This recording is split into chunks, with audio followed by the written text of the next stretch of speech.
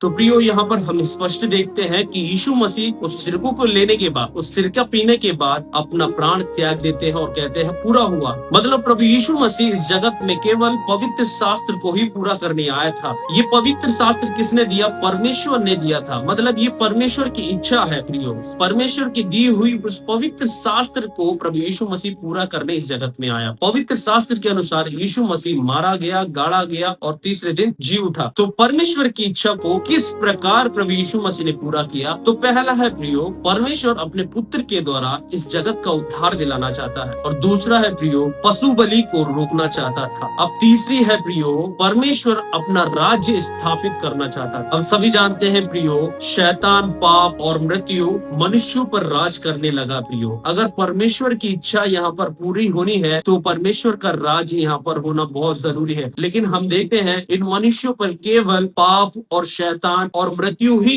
इन मनुष्यों पर राज कर रही है प्रियो। इसीलिए प्रभु यीशु मसीह उस शैतान को भगाने के लिए, उसके राज्य को तोड़ने के लिए, उस सरदार को इस संसार से निकालने के लिए प्रभु यीशु मसीह जगत में आया प्रियो। यूहन्ना रचित सुसमाचार उसका 12वां अध्याय उसका 31 और 32वां वचन। अब इस जगत का न्याय होता है, अब इस जगत का सरदार निकाल दिया जाएगा। यहाँ पर स्पष्ट लिखा है इस संसार का सरदार, इस जगत का सरदार निकाल दिया जाता है। शैतान की शक्तियों को खत्म कर दिया, उसके राज्य को गिरा दिया, उसके हर एक शक्ति को, उसके हर एक युक्तियों को खत्म कर दिया प्रियो। इस प्रकार प्रभु यीशु मसीह ने परमेश्वर के राज्य को स्थापित करके हम सभी को उसने धनवान बनाया, राजा बनाया, उसके राज्य के याजक हमें बनाया। पवित्र शास्त्र के अनुसार प्रभु यीशु मसीह ने कोडिंग करके कहा था, वो आभार यही है प्रियो।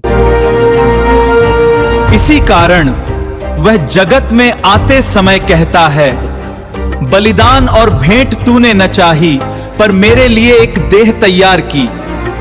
होम बलियों और पाप बलियों से तू प्रसन्न नहीं हुआ। तब मैंने कहा, देख मैं आ गया हूं। पवित्र शास्त्र में मेरे विषय में लिखा हुआ है, ताकि हे परमेश्वर तेरी इच्छा पूरी करूं।